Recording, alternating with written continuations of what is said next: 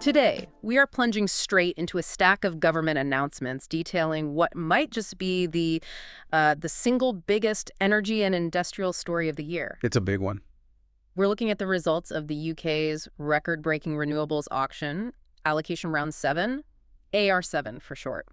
And the sources we have, from the press releases to the really detailed technical reports, they're all just full of these huge phrases, unprecedented vote of confidence, massive investment figures. Right, and when you see headlines screaming about, 7,000 new jobs and billions in private investment, you have to ask. How did they do it? Exactly. How? So our mission here for you is to get beyond those big attention-grabbing numbers and really dissect the mechanics that drove these results. We need to look at the contracts for different system, the CFD, and then zero in on this brand new, what they're calling game-changing tool, the Clean Industry Bonus, the CIB. Because the real insight isn't just the final number, it's the architecture, the structure they use to generate that number. We want to know exactly what tweaks they made to the whole procurement process to leverage this incredible scale of investment.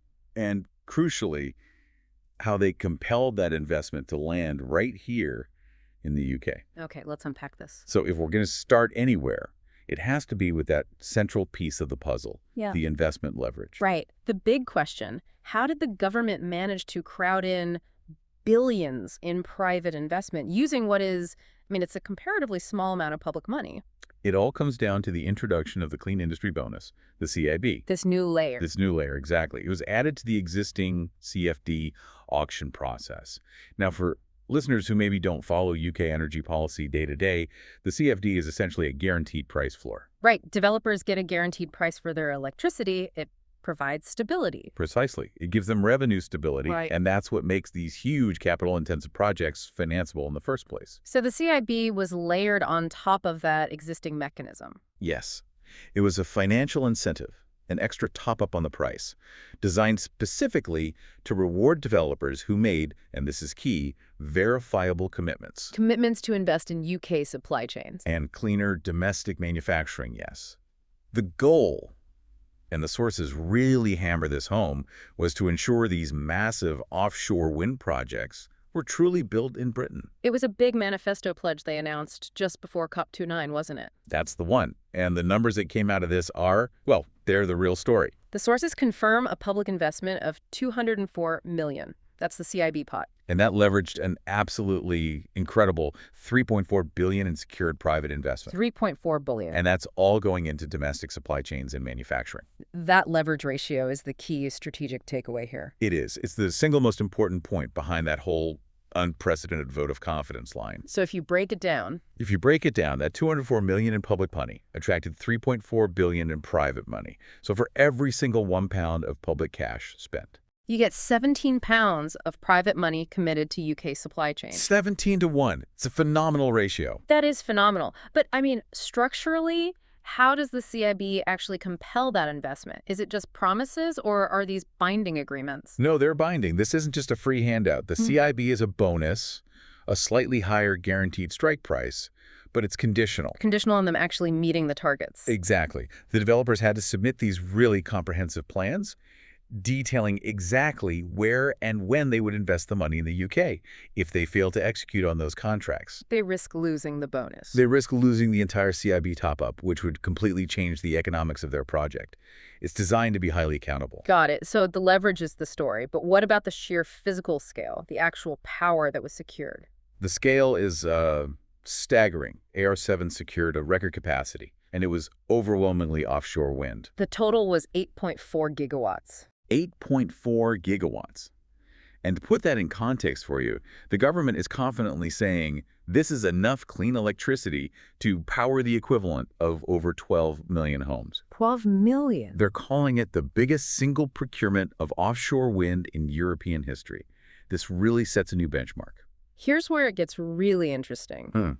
Because that $3.4 billion of private investment It's not just a number on a spreadsheet. It's tied directly to specific jobs in specific regions through those binding CIB agreements. Exactly. And this is a really significant shift in strategy. It's moving beyond just procuring the cheapest electrons possible. Right. They're using the procurement process itself to drive industrial policy in certain parts of the country. And according to the industry estimates, the ones provided during the CIB applications, that $3.4 billion is expected to support up to 7,000 jobs. 7,000. And concentrated in Britain's industrial heartlands, in areas the sources describe as needing regeneration. And these are skilled jobs, too. The sources are clear on that. They emphasize roles like electricians, specialized welders, engineers. High-quality, long-term roles. This all ties directly into the government's bigger ambition, doesn't it? The one for 400,000 new clean energy jobs by 2030. It does. And offshore wind is meant to support 100,000 of those jobs alone. Okay, but that brings up a critical question we always get with these big announcements. Are these genuinely new jobs? Or are they existing jobs that the CIB just helps to retain? Are the sources clear? That's a great point for a deep dive. The sources, and they're drawing on the industry's own applications here, they mostly use the term supported jobs. Which can mean a mix of things. Exactly. It implies a combination. You have retention, so existing factories get modernized. You have upskilling, where workers move from traditional industries into clean energy manufacturing. And then you have brand new manufacturing lines being built, which need completely new hires. So the key policy goal is to funnel that capital into specific places to anchor the manufacturing here at home.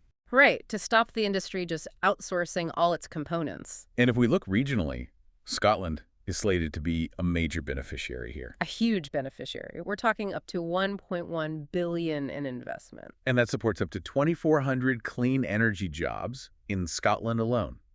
This is about revitalizing regions that have, powered Britain historically. Yeah. Giving them a new industrial future. And the sources are very specific about where the investment is going. They explicitly name established Scottish ports like Nigg and Aberdeen. Right, and Nigg is already a major hub for offshore fabrication. So this is capital designed to upgrade and accelerate what's already there. We should also note this isn't happening in a vacuum. These job figures are on top of other big energy projects. Good point. You've got the go-ahead for Sizewell C, which is 10,000 jobs a year during construction. And the big carbon capture projects, CCUS. They're set to create thousands of jobs across the Northwest, North Wales, and Teesside. So it's a national strategy. It is. So with that cost advantage established and the supply chain locked in, how are they framing this politically? The quotes from Starmer and Miliband are interesting. They're very synchronized. They focus on two main pillars. First, this idea of taking back control of our energy. Linking domestic supply chains to energy security. Exactly. And second, the theme of revitalizing our proud industrial heartlands and actively reversing decades of industrial decline. It's an industrial policy wrapped in an energy security solution.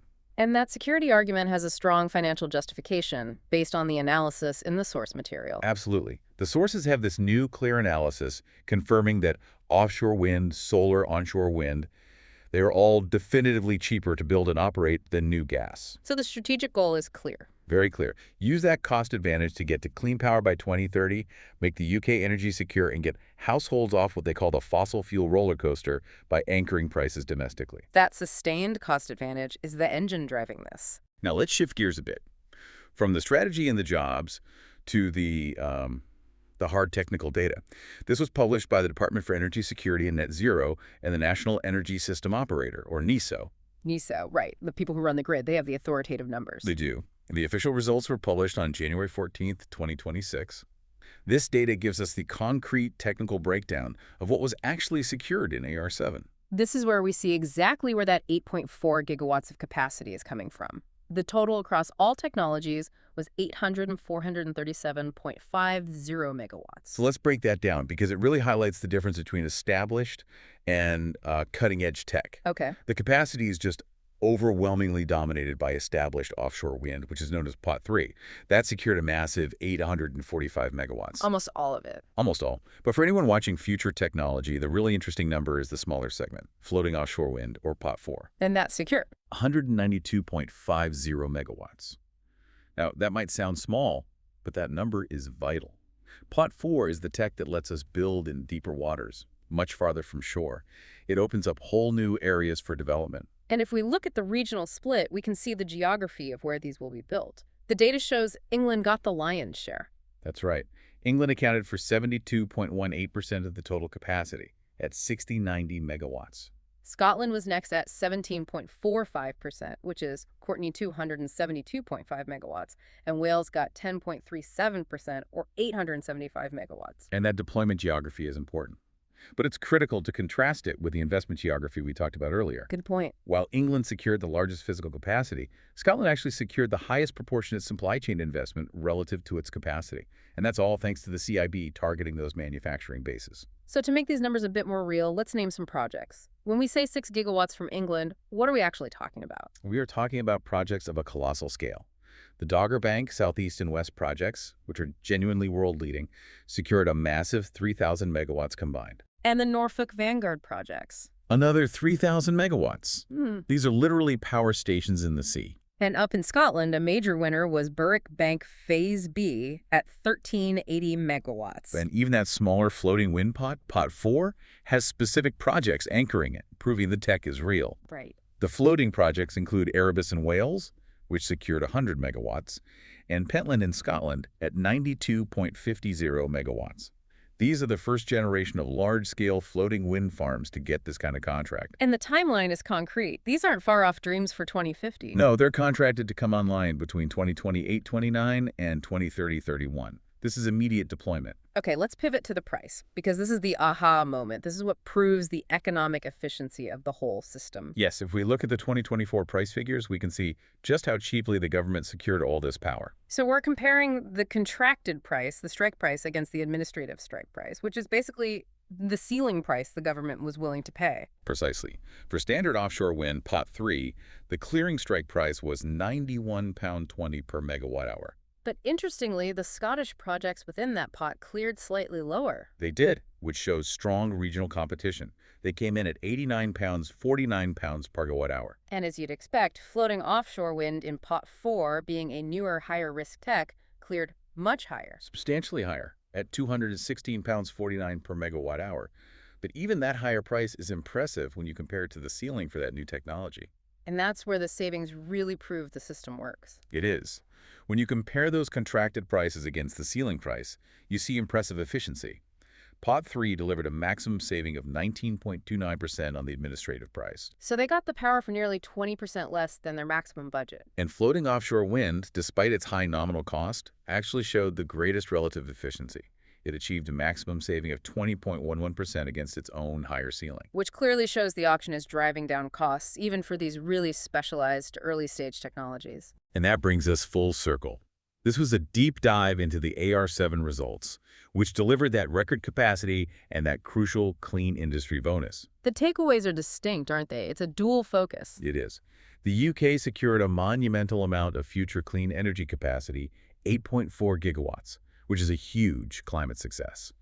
But just as importantly, that new clean industry bonus proved incredibly effective. Leveraging that 17 pounds of private capital for every 1 pound of public funding. And that success fundamentally links clean energy development directly to revitalizing domestic manufacturing and skilled jobs in places like Nig and Aberdeen.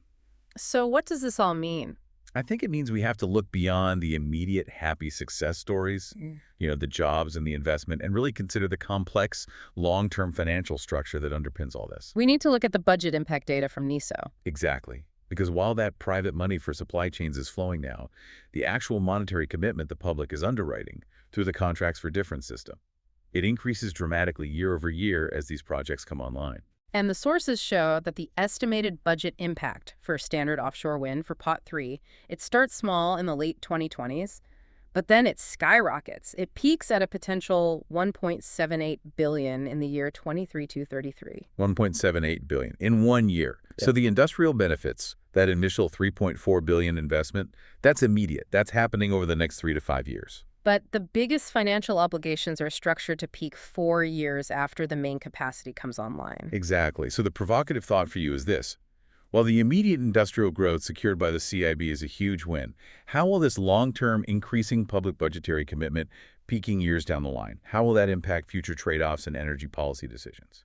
The investment is a one-time injection, but the budget commitment is a decade-long responsibility that's going to demand continued scrutiny.